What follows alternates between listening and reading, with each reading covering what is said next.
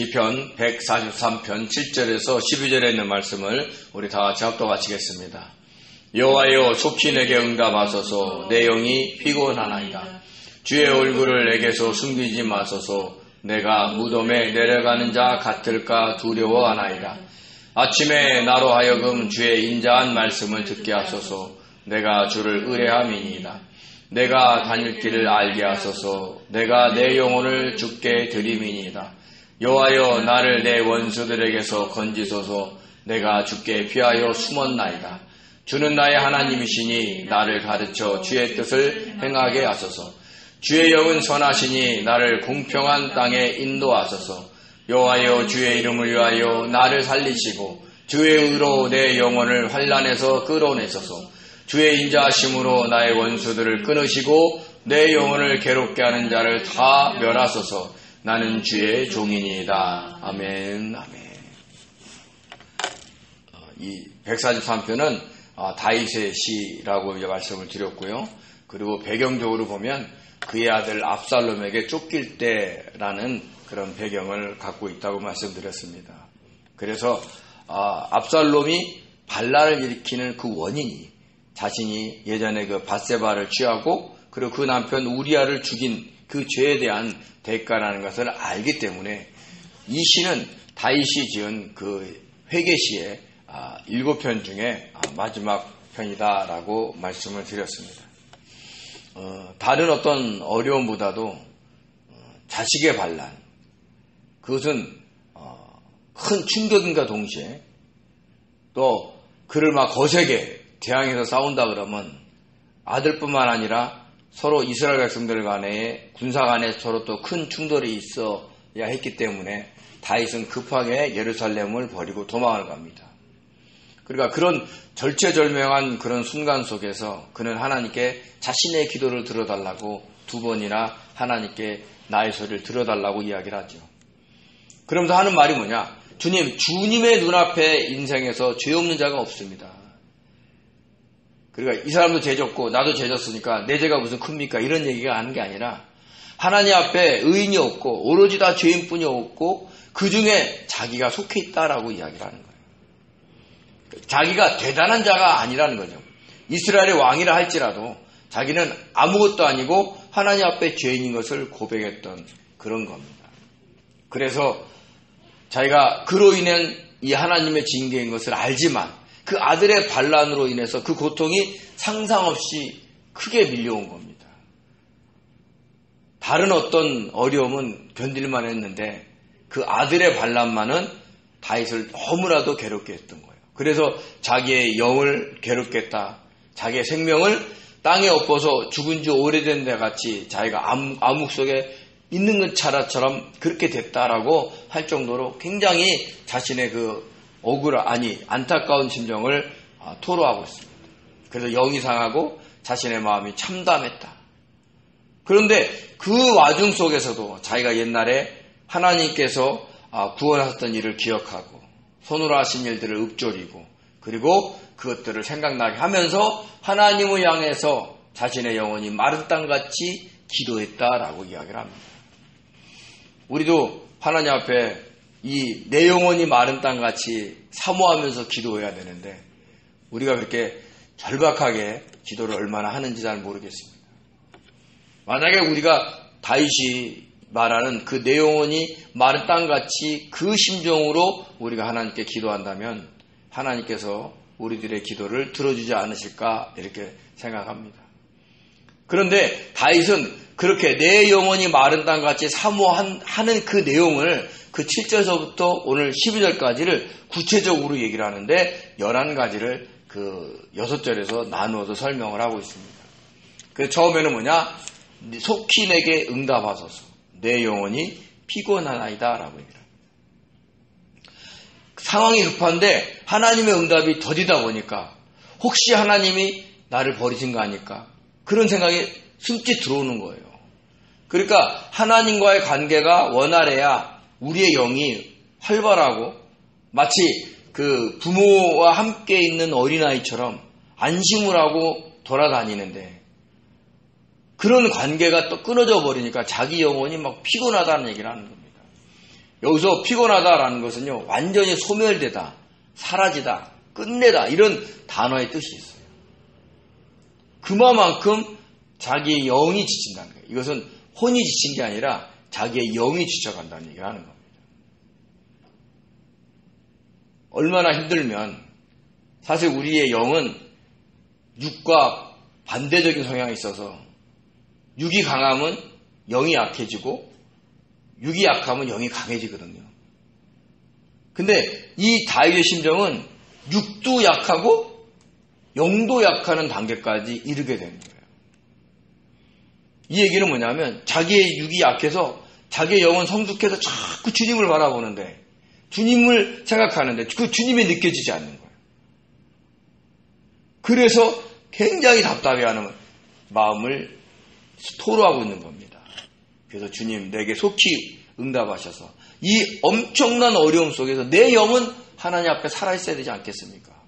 나와 함께 계시는 걸 느끼게 해달라고 기도하고 있는 것입니다. 이것이 다윗이 간구하는 것 중에 처음입니다. 그 두 번째는 뭐냐? 주의 얼굴을 숨기지 마소서. 내가 무덤에 내려가는 자 같을까 두려워하나이다 라고 얘기했습니다. 무덤은요, 그 무덤의 구덩이 같이 그 암울하고 막 깊고 마치 수월과 지옥 같은 그런 것을 의미하고 있어요. 하나님께서 얼굴을 숨겨버리시니까 자기가 그렇다는 얘기를 하는 겁니다. 마치 갓난아기가 엄마 얼굴이 있으면, 보이면 불안해하지 않고 막 잘 놀다가 갑자기 엄마가 없으면 막 두리번 찾는 것처럼 그런 거예요. 그러니까 자기 영이 피곤해지고 하나님의 얼굴이 숨겨진 것 같은 그 느낌이 드니까 주님, 내가 나를 도울 자가 아무것도 없고 나는 한없이 절망으로 끌려가는 것 같습니다. 그래서 두렵습니다. 라고 고백을 하고 있는 겁니다. 그러니까 주님, 얼굴을 숨기지 마십시오. 얼굴을 보여달라는 거예요. 사실 주님의 얼굴을 보여달라는 것은요, 이게 대단한 신앙 고백입니다. 함부로 얘기할 수가 없어요. 왜냐하면 그 전능하신 하나님 앞에 그 당당히 서려고 하는데 그렇게 당당히 설 수 있는 사람이 없어요. 그러니까 다윗이 뭐라 하느냐? 주의 눈앞에 의로운 인생이 없다고 자꾸 얘기하는 거예요. 자기가 죄인이고 자기가 잘못했지만 그래도 자기는 하나님의 택하신 자이기 때문에 주님의 얼굴을 뵙기를 원하는 거예요. 저와 여러분의 그 마음이 이런 마음이 되어야 된다는 거죠. 우리가 어떤 잘못을 해도 하나님은 우리의 죄를 용서해 주셨기 때문에 우리의 죄의 그 잘못된 것만 고백하면 하나님은 그 2000년의 예수님으로 인해서 이루어놓으신 그 죄사함의 은혜를 지금도 우리에게 주신다는 거예요. 우리가 깨닫지 못하고 마치 죄를 짓지 않는 것처럼 그리고 죄를 너무 경히 여기는 것이 문제지 하나님은 우리가 언제든지 회개하고 가면 그 예수 그리스도의 그 공로로 인해서 그 보혈의 피로 인해서 우리는 완전히 그 죄 용서를 다시 얻을 수 있다는 거예요. 그래서 우리가 다가가야 된다는 얘기를 하는 겁니다. 그리고 다시 세 번째로 얘기하는 것이 아침에 주의 인자하신 말씀을 듣게 하소서. 내가 주를 의뢰함입니다. 라고 이렇게 얘기를 하는 겁니다. 아침. 이게 새벽이라는 뜻이거든요. 그리고 의뢰한다는 건 믿는다는 거예요. 근데 이게 완전히 완료형으로 써 있어요. 그러니까 이 말은요. 내가 주를 의뢰하오니 아침에 주의 인자한 말씀을 듣게 하소서라고 번역을 해도 돼요. 다른 번역서에는 그렇게 돼 있거든요. 그러니까 하나님을 신뢰하는 거야. 내가 어떻게 잘못을 해도 하나님은 나를 보호하실 거잖아요. 그 믿음을 드리니까 어떤 일이 생길 때마다 아침에라는 건요. 어떤 일의 처음이라는 뜻을 얘기해요.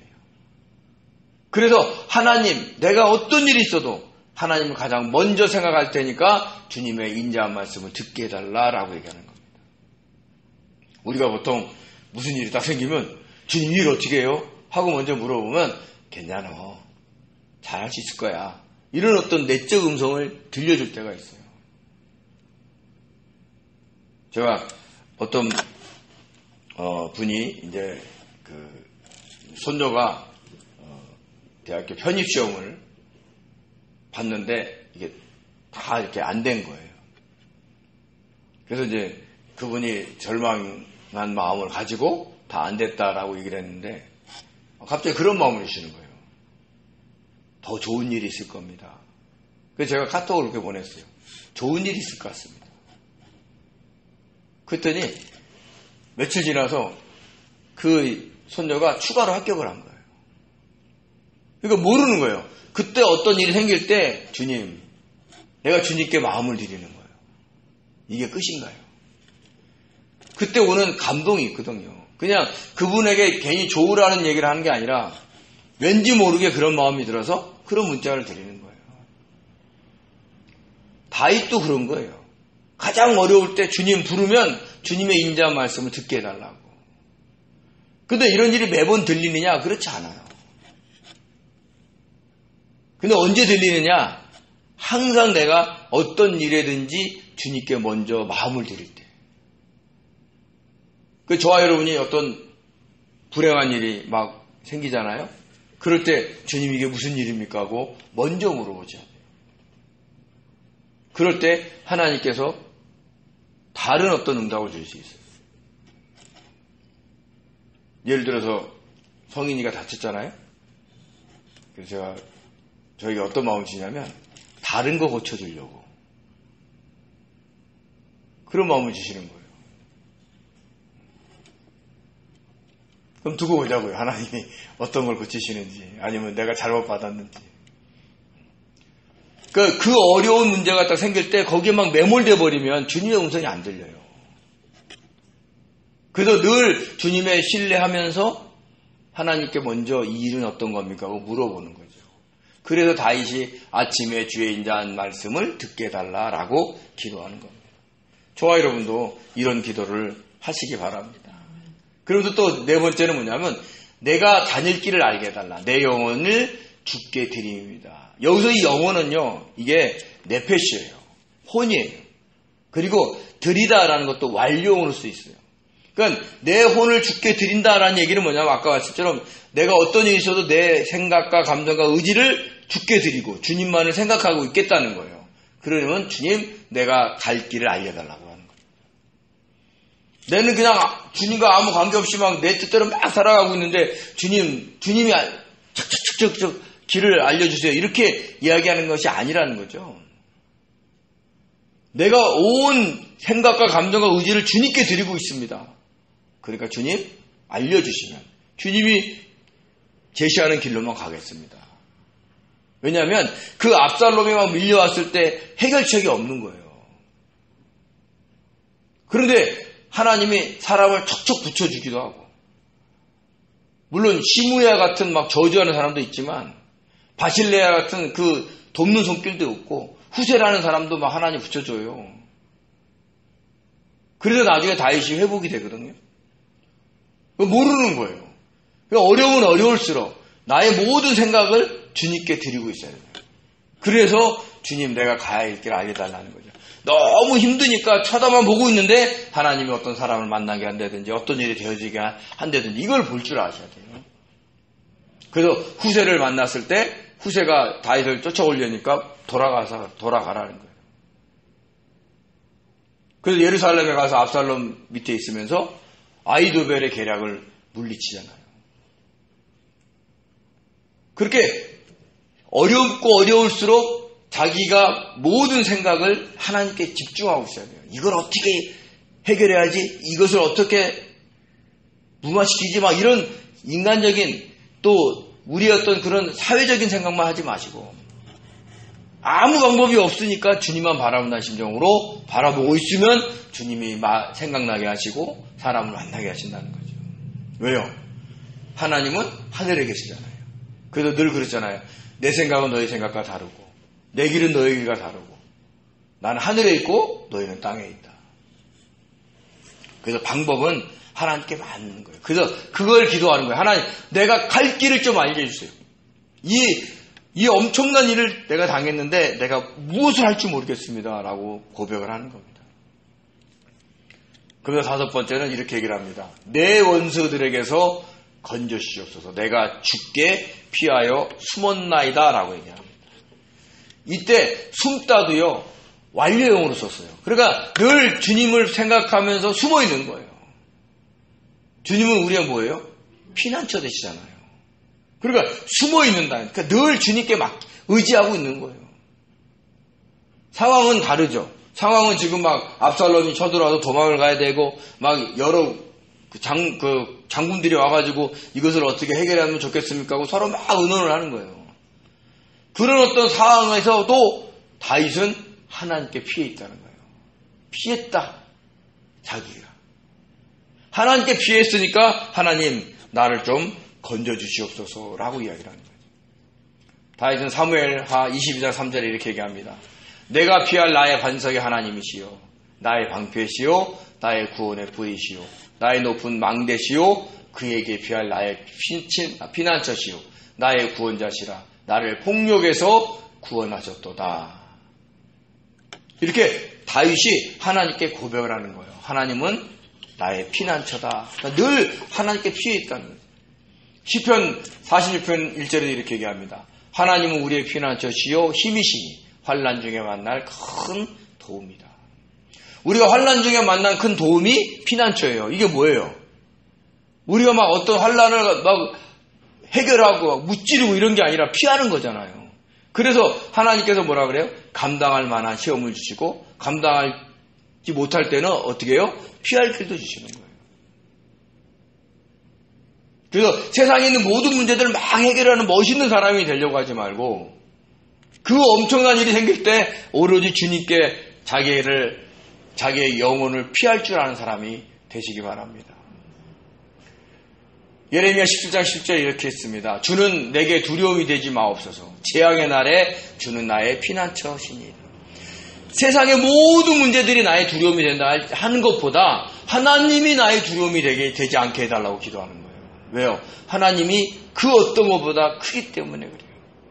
세상의 환난과 어려움은 피할 곳이 있어요. 거기가 어디예요? 주님이죠.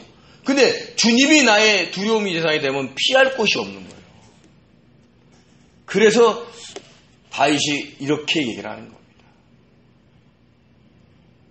그래서 주님을 두려움의 대상으로, 그러니까 경외의 대상이 말고 내가 잘못해서 어떤 두려움의 대상으로 삼지 않는 자가 지혜로운 사람인 것을 아시기 바랍니다. 그래서 절망 가운데 속에서, 낭만 가운데 속에서도 자꾸 우리가 주님 안에서 주님의 뜻대로 살아가려고 해야 한다는 거죠.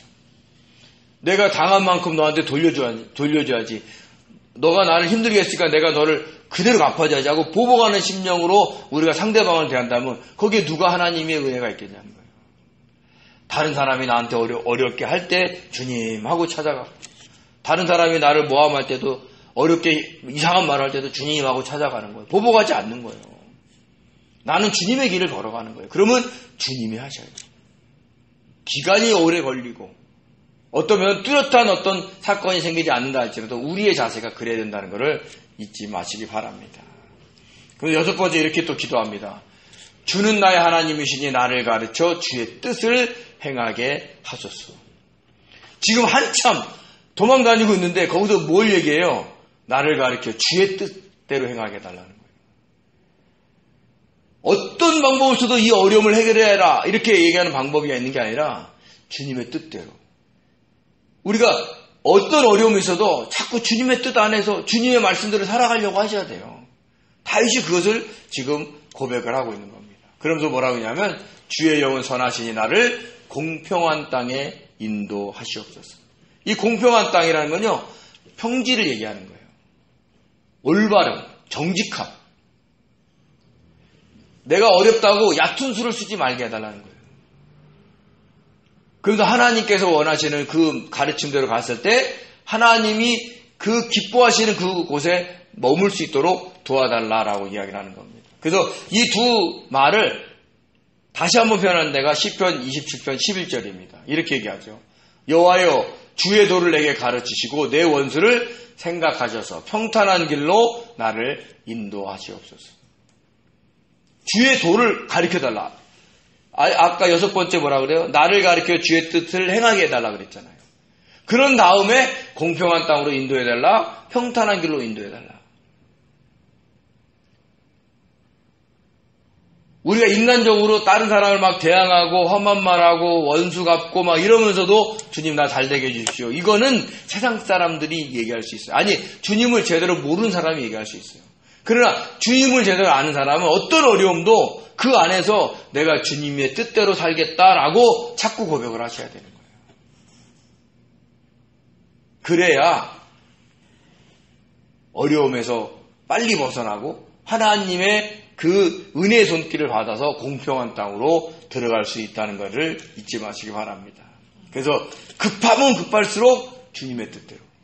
그래서 늘 주님께 물어보고 주님이 원하시는 게 뭔지를 우리가 찾아가는 그런 성도가 되셔야 됩니다. 8번째는 정말 우리가 기도하며 들어야 돼요. 뭐라고 얘기하면 주의 이름을 위하여 나를 살리소서. 다윗을 위해서 하나님 나를 살려달라는 게 아니라 하나님의 이름을 위해서. 왜요? 다윗이 무너지면 누가 욕을 받아요? 하나님이 욕을 얻는 거예요. 그 어려운 가운데서도 다윗을 왕으로 세워놨는데 아들이 반란을 일으켜서 다윗이 죽어버려봐요. 그러면 주변에 있는 사람들이 하나님을 뭘로 알겠냐는 거예요. 그런 것처럼 하나님 주님의 이름을 위해서 나를 좀 살려달라는 거예요. 우리도 아버지 내가 자존심이 상해서 여기서는 못 무너집니다. 이런 게 아니라 주님의 이름 때문에 나를 살려주십시오. 주님이 욕먹지 않습니까? 이렇게 기도하셔야 돼요. 그러니까 우리의 영광을 위해서 사는 게 아니라 하나님의 영광을 위해서 살아가는 사람이 되셔야 된다는 거죠. 이사야서 48장 9절에 이렇게 얘기합니다. 내 이름을 위하여 내가 노하기를 더디할 것이며 내 영광을 위하여 내가 참고 너를 멸절하지 아니하리라. 이게 하나님이시거든요. 그러니까 너 때문이 아니라 나 때문이야가 하나님이에요. 내 이름을 위하여. 시편 23편 3절에 그래요. 내 영혼을 소생시키시고 자기 이름을 위하여 의의 길로 인도하시는 거예요. 우리를 의의 길로 인도하는 목적이 뭐예요? 자기의 이름을 위하여. 하나님의 이름을 위해서. 이사야서 48장 11절에 이렇게 얘기합니다. 나는 나를 위하여 이를 잃을 것이라. 어찌 내 이름을 욕되게 하리요. 내 영광을 다른 자에게 주지 아니하니라. 하나님의 이름을 욕되게 하는 걸 하나님이 싫어하신다는 거예요. 그래서 우리는 기도하는 거예요. 하나님, 내가 하나님의 백성입니다. 하나님의 이름을 위해서 아버지 나를 살려주십시오. 하나님의 이름을 위해서 나를 막 높이시고 돈도 많이 벌게 하고 내가 똥똥거리고 살게 해주시고 내가 저 원수를 갚게 해주세요. 이런 게 아니에요. 그 어려운 가운데 속에서도 하나님 다윗이 살 수 있어. 아들의 반란 속에서도 다윗이 살 수 있는 것은 하나님이 함께 계시는 거예요. 그래서 그 주의 이름을 위해서 나를 살려달라고 기도하고 있다는 겁니다. 그러면서 또 강조하는 게 뭐예요? 주의 의로 내 영혼을 환난에서 끌어내달라는 거예요. 자기의 막 생각이 완전히 절망 속에 있는 거예요. 근데 주님의 의로우심, 주님이 막 내가 너 다 해주고 살아가니까 내가 너 무조건 뭐 다 해주고 다른 사람들 다 물리쳐줄게 이런 기준이 아니에요. 다윗이 제대로 하나님께 회개하면 하나님이 용서하시고 구원해 주시는 거예요.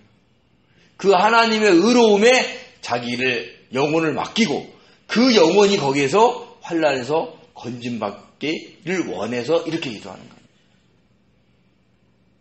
그래서 저와 여러분이 어떤 어려움으로 해서 막 기도하시게 되잖아요. 그럴 때 우리는 때로는 신세 한탄식으로 기도할 수도 있어요.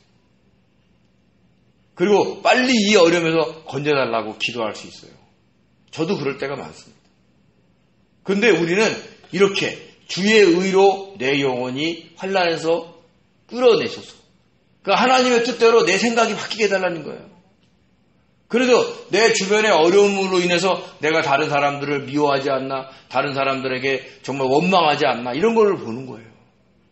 심지어는 하나님을 원망하고 주님을 원망할 수도 있거든요.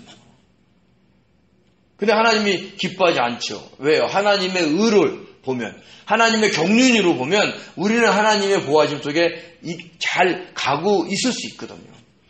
우리 눈에는 어려움이고 환난이지만 하나님은 우리를 세우시는 과정 속에 있을 수 있거든요. 그래서 우리가 그 사건에, 그 환경에 우리 온 생각, 감정, 의지를 거기에 빠뜨려버리면 안 된다는 거예요. 그러면서 거기서 나를, 내 영혼을 건져달라고, 끌어내달라고, 확 잡아당겨 달라고 그렇게 얘기하는 거예요. 하지만 우리가 어려운 일을 당하면 그 생각이 안 떠나요. 어떤 분은 막 어떤 사건이 해결이 안 되니까 막 그것 때문에 계속 술도 먹고 막 그 성당도 안 신다는데 막 고해성사도 막 하기도 하고 막 그러는데 그 생각이 안 빠져나가는 거예요. 그 사건에 매몰돼 있어요. 그러면 그분 옆에 가면요 온갖 냄새가 나요. 끙끙 앓기 때문에. 더군다나 그분이 또 힘드니까 술도 먹어요.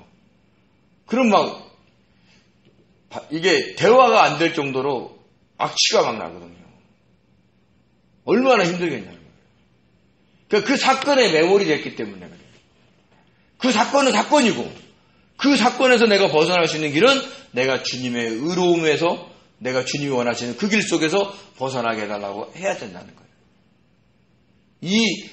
이 말이 쉽지 않습니다. 근데 다윗은 이런 고백을 하는 거예요.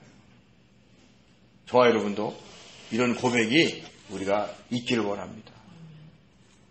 그러면서 마지막으로 10번에 이렇게 얘기합니다. 주의 인자하심으로 나의 원수를 끊어주세요. 그러니까 계속해서 환난에 대해서 주님 나 이렇게 해주세요 이렇게 해주세요 하면서 자기가 점점 주님의 뜻대로 변해가는 걸 얘기하잖아요. 그리고 이제 마지막쯤 됐으면 뭐라 그래요? 주님 나에게 자비를 베풀어 주세요. 그 전까지는 주님의 의로 주님의 뜻대로 막 공의를 얘기하다가 갑자기 하나님께 자비를 얘기하는 거예요. 주의 인자하심으로 나의 원수들을 끊어주시옵소서. 그러면서 하는 말이 이 끊다는 건 완전히 그들을 파괴시켜달라는 얘기를 하는 거예요. 지긋지긋하다는 거죠. 그걸 완전히 끊게 해달라고 부탁을 하고 있다는 걸 잊지 마시기 바랍니다. 그러면서 이렇게 얘기해요. 내 영혼을 괴롭히는 자를 다 멸해 주시옵소서. 여기서 괴롭히다, 고통을 계속 가하는 사람들. 그러니까 압살롬의 반란을 도왔던 사람들이 다 다윗을 괴롭히는 거죠. 왜요? 다 다윗의 신하들이니까요. 여기서 멸해달라고 얘기하는 거는 완전히 사라지게 해달라. 끊어주셔서 하고 똑같은 얘기를 하는 거예요. 그래서 우리가 다윗과 같은 자세를 가져야 되는 게 뭐냐면 그 어려움 속에서 계속해서 하나님의 정의로 하나님의 공의대로 자기가 막 그 안에서 거기에서 길을 보게 하시고 그에서 말씀을 듣게 하시고 막 이런 얘기를 하다가 이제는 거기에 집중됐다가 이제는 하나님의 자비를 구하면서 아버지 나의 원수를 좀 멸해주세요. 나를 괴롭히는 자를 좀 멸해주세요. 이렇게 기도하고 있는 거예요. 먼저는 하나님 앞에 바로 서 나가려고 하고 그리고 나서 인간적으로 그 어려움에 대한 얘기를 하고 있다는 것을 우리는 잊지 않으셔야 됩니다. 그러면서 다윗이 고백하는 게 뭐냐? 주님 나는 주의 종이입니다. 이것을 고백하는 거예요. 어쩌면 이 143편에 이 마지막 이 단어 앞에 막 환난에 대한 얘기 구원해달라는 얘기 막 하는데 끝에 주님 나는 주의 종입니다. 그 주인이 종을 좀 보살펴달라고 이야기를 해주고 있는 거죠. 느헤미야 1장 9절에 10절에 이런 말씀이 있습니다. 만일 내게로 돌아와 내 계명을 지켜 행하면 너희 쫓긴 자가 하늘 끝에 있을지라도 내가 거기서부터 그들을 모아 내 이름을 두려고 택한 곳에 돌아오게 하리라 하신 말씀을 이제 청하건대 기억하소서.